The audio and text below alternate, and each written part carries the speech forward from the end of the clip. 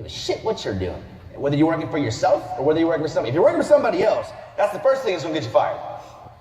And you're immediately already on the wrong side. Even if you don't get in trouble for it at that time, you're unreliable. Nobody's gonna wanna set you up, prop you up, build you up when you're unreliable. They can't trust you, period. They can't. And it's the easiest thing to do. Get your ass out of bed. Do something, turn the TV off. It's not a hard thing to do. Get ready for work 30 minutes before it's time to leave so when you're ready to go.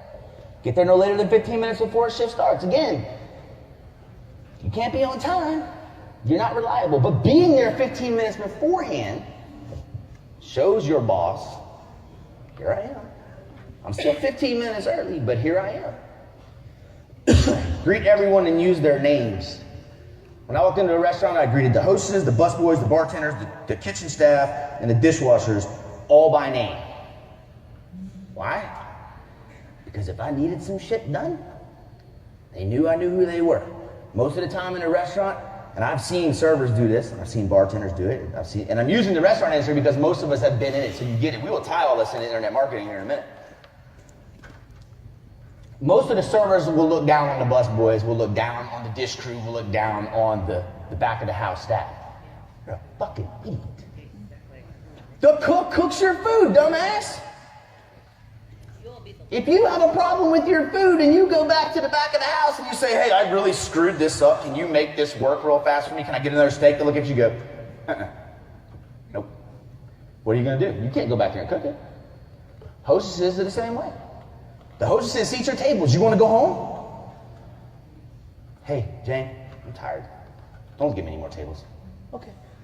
Hey, you don't talk to the hostess? Hey, Jane, I'm tired. I don't want any more tables. Seat that son of a bitch 5 minutes before he gets cut. It happens. I've seen it. Busy night. You want table turnovers? The more tables you turn, the more money you make. You got 30 tables that are dirty. You got 4 busboys at the most in a restaurant. Whose tables you think they clean first? Mine. This crew, honestly, this crew doesn't do shit for me. But you can't leave them out. And they would eventually move up to cooks.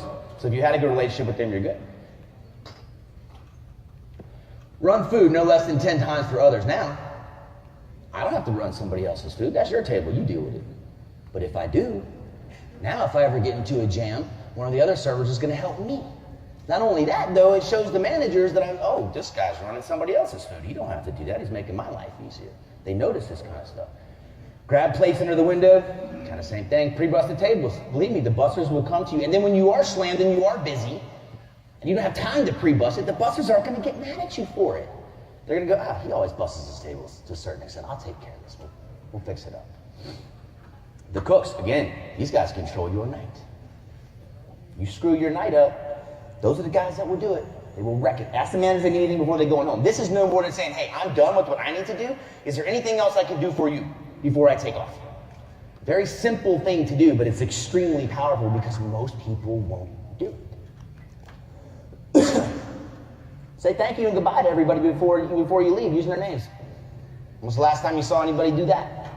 Most of the time, you clock out, you punch out, you're gone. See you. They're still there. I know you're still there, so I'm going to say, hey, have a good night, James, John, Rick, Jimmy, whatever. Need anything before I go? Finally double-check that all my side work is done, because the last thing you want to do is give your boss or whatever it is the chance to pin something on you. Just double-check it, make sure you're good. Now, all of those things can be done in any market that you want to bring them in. It doesn't have to be restaurants. It's just use that as an example. Let's tie it in here. Y'all got name tags, right? And pretty much all of you people that at least walked by each other today, how many of you have stopped and said, hey, James, hey, John, hey, Rick, how you doing? How many of you? Literally. 2, 4? Change that before you walk out the room. Change it before you walk out the room. Say hello to everyone. We got name tags. You don't have to be uncomfortable. It's as uncomfortable as you are. But that list was so detailed, it had nothing to do with my job. But that is how small goals force you to reach some bigger goals. You know how quick I got that station I wanted? 1 month. In a month, I had that station. In 2 months, I had carte blanche. I did whatever the hell I wanted to do. Because the managers knew I was on time, I would do my shit, I would work. The busters and everybody else knew if they need help, he's got you. If he needs some help, we got him. It was the easiest thing in the world. How off of just a list of planning out exactly, I had this goal of getting to one station, I mapped out how to do it, I followed it. So the difference of setting I could just set the goal and said, okay, I want this station. Okay, you and 25 other servers want a station. How you gonna get it? Mapped it out and did it. And you can take that formula into absolutely anything. And we'll go a little bit deeper than that into it here in a couple minutes. This is going to offend some of you, and honestly, I don't care. This is what I like to call the awakening. And this is the part that will kind of freak some people out. And this will probably offend some of you, and that's okay. But honestly, we have become okay with blaming everybody else for the shit that we don't get. We'll look at somebody else and go, lucky bastard, I wish I'd have had that. I wish I could be EBR's assistant.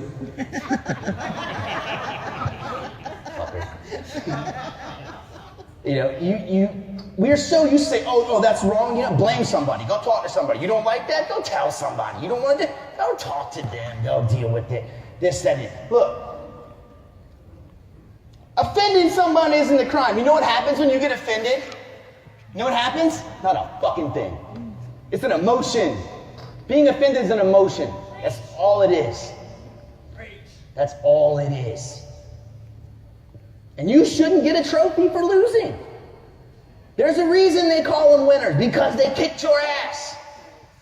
And you have to be okay with that. You don't go home and cry and go, well, I did my best. Well, guess what? Your best wasn't good enough today. And that's just too bad. But that's how you have to look at it. Because those who are on top, that's how you look at it. You don't like it? I don't feel bad for you. I don't. Work harder. Change it if you don't like it. This is one of my favorite phrases. You didn't win second place, you lost first.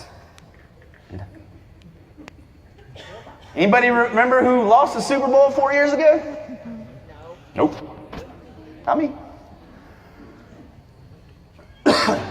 This is the part where I'm not religious, but I call this a come to Jesus moment. Right now, at this very moment, in this room, you accept that you and you alone are 100% responsible for your success, failure, your unhappiness, or your happiness. That's on you, nobody else. It is nobody else's job to give you any of that. It's your responsibility to go out and take it for yourself. It is on you to dictate your surroundings, your ambition, your drive, your determination, your want, your will, and your attitude. That is on you. Nobody can teach that to you. Nobody can give it to you. Nobody can hand it to you, and you cannot buy it. You either have the drive to do something, the will to do something, the determination to do something, or you don't. There's no other way around it. And this will probably, some people who are real family oriented, it's going to make them feel a little uncomfortable. End of the day, the only person you can rely on 100% no matter what happens is yourself. Period. And a lot of times you'll hear people, oh no, family this, family that. Yes, your family can absolutely support you, help you, be there for you, love you, cuddle you, and everything else. But at the end of the day, I promise you, if you and them are going through the exact same thing, y'all know. Because they're going through the same thing and they're on their own, because you can't help each other because you're both going through the same shit. Anything else other than that is an excuse. It's an excuse, which we have all, which society today has become very accustomed to giving. It's not my fault. Bullshit. It's your fault. That's what I like to call the garbage crew. Negative Nancy, Debbie Downey, Wendy Weiner. And I'm sorry, those are all female names. I couldn't think of any male names to put up there. I'm sorry. Negative people, down people, whiny people, I cut them out of my life, period. I don't want to hear it. I don't want to hear it. I'm too busy doing different things and working with different people and having a good time, working on stuff and watching stuff grow, than to listen to all this, man, I really tried that today and it just didn't work out. And I'm down and shut up. Pick yourself up and go try it again. It's out there. Somebody else did it. You can do it. Move on. These are all people who are honestly too scared to actually fully commit to doing something that you're doing that they're too chicken shit to even attempt, because they like to sit where they're at right now and they're okay with punching a time clock and not going any further than what they're going to go. But they're too scared to actually step away from that, have their backs pinned up against the wall, and actually fully have to do something. But they will give you their opinion of it. I tie it into the Catholic priest and marriage, and if any of you are Catholic out there, I'm sorry, this might offend you, but I don't care. When I was going to get married, my wife's parents wanted us to get married in a Catholic church, which was perfectly fine, and they didn't push this on us that hard, so I'm not trying to make it seem like we had to do that. But to be nice, we said, okay, we'll do that. Well, in order to do